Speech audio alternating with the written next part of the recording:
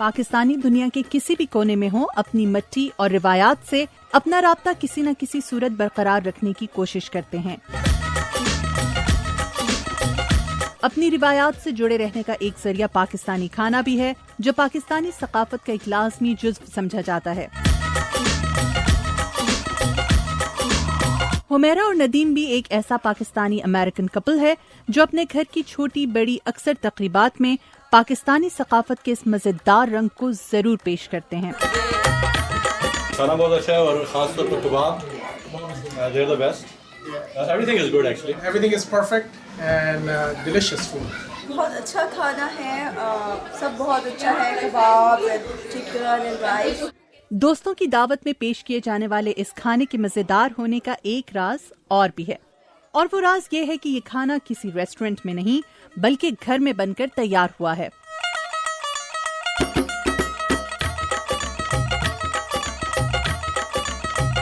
इस वक्त हम वर्जीनिया के इलाके एशबर्न में मौजूद हैं और एक ऐसी पाकिस्तानी खातून से मिलने के लिए आए हैं जो गुज़िश्ता बहुत सालों से अपने घर से केटरिंग का बिजनेस बहुत कामयाबी से चला रही हैं। अरूसा आमिर 2001 में अपने खानदान के हमरा कराची से अमेरिका आकर आबाद हुई। अरूसा और उनके शौहर आमिर हुसैन को अमेरिका आकर अपने पैर जमाने में दीगर इमिग्रेंट फैमिलीज की तरह कुछ वक्त भी लगा। अरूसा कहती हैं कि अमेरिका आने के बाद पाकिस्तान जैसा माहौल तो दस्तयाब नहीं था, इसीलिए उन्होंने एक डे केयर सेंटर में मुलाजमत भी की। पहले 1.5-2 साल तो मैंने जॉब नहीं की, घर में ही रही, लेकिन फिर ज़ाहिर बोर होने लगी थी। यहाँ पे तो सब इतने मसरूफ़ होते हैं, वो पाकिस्तान की तरह तो मोहल्लेदारी दोस्ती ये सब तो होती ही नहीं यहाँ पे। तो यही सोचा फिर कुछ जॉब करूँ, तो एक डे केयर में जॉब करी थी। तो तकरीबन वहाँ पे भी मैं 10 साल मैंने जॉब करी है, और साथ साथ ये कैटरिंग का भी शौक़ था, खाने पकाने का। अरूसा के खानदान के दीगर कई अफराद भी वर्जीनिया में ही रिहाइश पजीर हैं और इन सब को अरूसा के हाथ के खाने बहुत पसंद थे। अपने खानदान के मशवरे पर ही अरूसा ने डे केयर की मुलाजमत के साथ साथ अपने घर से तजुर्बाती बुनियादों पर केटरिंग सर्विस का भी आगाज किया। कैटरिंग का ख्याल असल में मेरे एक बहनोई हैं, तो उन्होंने मुझे ये प्लान बताया कि अगर आप इस तरह खाना पका रही हैं, आपको शौक़ है और बहनों की दावत हो रही है उसमें बना रही हैं, तो आप क्यों नहीं अपना बिज़नेस के तौर पे ये कर रही हैं, ताकि आपका बिज़नेस हो घर में बैठ के। तो इसीलिए लोगों ने पसंद किया खाना, तो फिर ये जहन में आया कि चलो इस तरह छोटे पैमाने पे खाना पका के कैटरिंग का स्टार्ट करते हैं। महदूद पैमाने पर शुरू किए जाने वाले केटरिंग बिजनेस का काम देखते ही देखते बढ़ने लगा।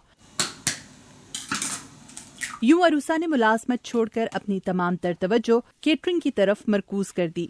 पहले तो छोटे इससे शुरू किया, आहिस्ता आहिस्ता हिम्मत करती रही। जैसे पहले 10 लोगों का किया, या फैमिली में जैसे माशाल्लाह हम लोग 30 मेंबर हैं यहाँ पे वर्जीनिया में, हम सब फैमिली वाले, तो उनका 30 लोगों का पकाया, फिर हिम्मत हुई 50 का करा।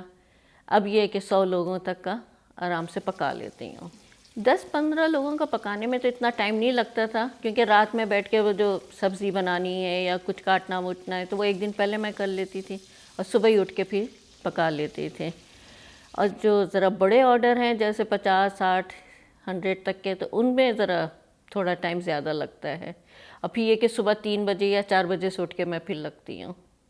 अरूसा कहती हैं कि खाना पकाना उनकी दिल लगती मसरूफियत है, और वक्त गुजरने के साथ साथ उन्होंने अपनी पसंद और बिजनेस को फैलाने के लिए पाकिस्तानी खानों के साथ साथ दीगर कई तरह के खाने पकाना भी सीखे।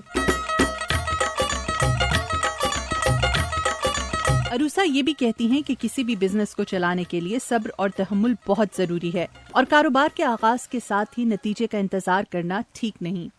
शुरू में यही था कि लोगों को पता नहीं था, फैमिली में खा रहे हैं, फिर उनके दोस्तों ने खाया, ससुराल वालों ने खाया, एक दूसरे को बताया, तो तकरीबन टाइम लगा इस चीज़ को मशहूर होने में। अपनी साग बनाने के लिए बहुत मेहनत करना पड़ती है और उसके लिए टाइम चाहिए होता है।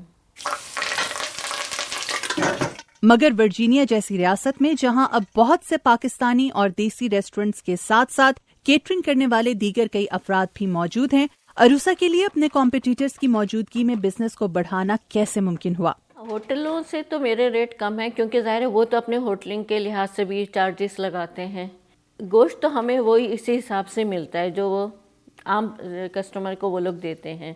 मेरे इर्द गिर्द भी काफ़ी अब ख़वातीन हैं जो अब ये काम कर रही हैं, तो इस चीज़ का भी मैं मतलब जहन में रखती हूँ कि अपने रेट ऐसे रखूँ, क्वांटिटी क्वालिटी ऐसी रखूँ ताकि लोग मेरी तरफ भी मतलब आएँ।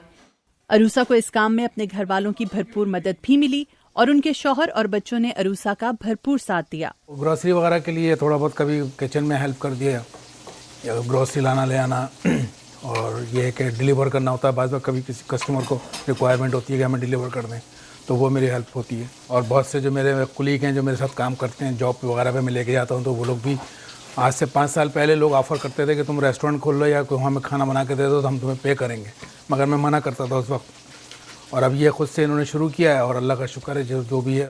ऑर्डर की तैयारी के बाद अगला मरहला खाने को फॉइल की ट्रेस में पैक करने का होता है ताकि खाना देर तक गर्म रह सके और क्लाइंट्स को किसी किस्म की शिकायत न हो। खाने की पैकिंग में अरूसा के बच्चे उनकी मदद कराते हैं। मुख्तलिफ खानों को पैक करने के बाद खानों के नाम भी दर्ज किए जाते हैं।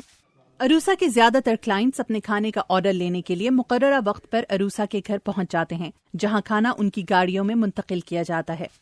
Thank you sir, thank you very much.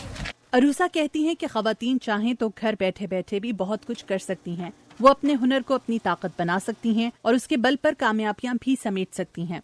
Madiha Anwar, Urdu VOA, Virginia.